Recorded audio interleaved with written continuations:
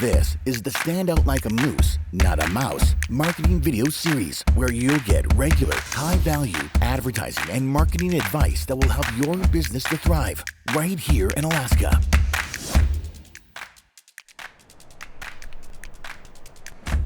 Does advertising work? Well, it depends on who you ask. Some small business owners have dipped their toe into the advertising waters only to discover the frigid conclusion that it was a monumental waste of money for them, while others genuinely credit advertising with building their entire business empire. If both are accurate, how could this be? Is there some mysterious advertising paradox? Not really. It's mostly a strategy and execution issue. Effective advertising is driven by the very nature and quality of the advertising itself. Yes, it's an art, and not everyone can easily develop a compelling concept and execute it well. There is also an important relationship between your product or service and the advertising method. Not all products or services are designed for advertising. Take, for example, the Cheesecake Factory, one of the most successful restaurants of the last 30 plus years with 211 full-service restaurants. Although not in Alaska yet, they are an international company with their cheesecake sold all over the world in every Costco, Barnes & Noble. Yet, if you live in the lower 48, you will have never seen an ad for the brand. Not one. But everyone not only knows who they are, they have likely eaten their product. Let's start by drilling down into the two basic forms of advertising: push and pull. Push advertising includes printed ads, radio spots, TV, movie trailers, billboards, banner ads, direct mail, basically any broad messaging platform aimed at your market that is essentially unsolicited. Pull, which in the old days would have included the yellow pages, today is mostly centered on pay-per-click, be it Google or platforms like Yelp. The key difference between push and pull is that with pull, your prospect is actively looking for a solution to a problem. This means they are in the market and to some degree pre-sold on what you're offering. In pull advertising, whoever presents themselves the best to the demographically correct prospect is most likely to get the sale.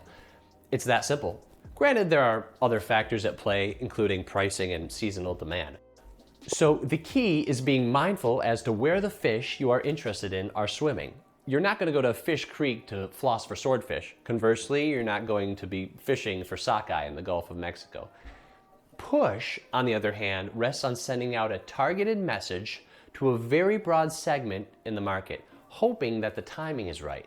Meaning that if a consumer sees your ad for an iPhone just when they happen to be looking to replace their mobile phone, you may connect. Pun intended. This is why both demographics and scale are critical, and why some small business owners who complain that advertising was a fiasco for them either did not message properly or widely enough to connect with enough prospects. This is often a matter of budget and expertise, which are often interrelated. Proper advertising requires professional marketing support and media spend muscle, which require more resources. Typically, push and pull have a reciprocal relationship and are used in concert with each other. Push is principally effective for branding and name awareness or brand equity building, so that when pull is activated, your prospect is primed and preconditioned to recognize your brand. Put yourself in the position of the consumer. If you're looking for a sporty performance car, are you more likely to consider BMW, which you associate with the ultimate driving machine, push branding, or a manufacturer like BYD, very big in China but virtually unknown in the US? So how do you solve this problem if you're a small business and don't have a lot of money and can't do a large-scale media buy? What do?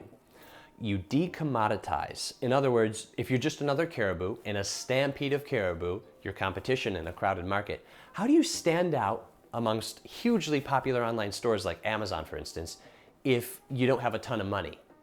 By being a zebra going in the opposite direction.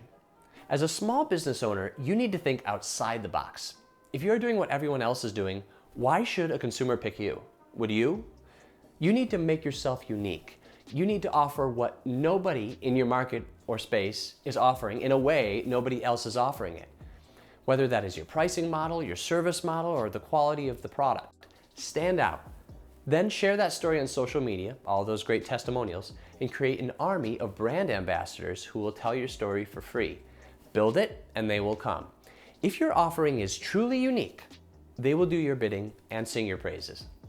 Advertising that message, be it push or pull or both, and promoting that uniqueness compensates for a lack of scale and budget. and people will talk about you. And if you're lucky, maybe you too will be able to have your cheesecake and eat it too. Thanks for watching. I'm Robert Hatcher of Hatcher Digital. Be sure to subscribe on YouTube and hit that little bell icon down there so you don't miss an episode. See you next time. Oh, and don't forget, be a moose, not a mouse.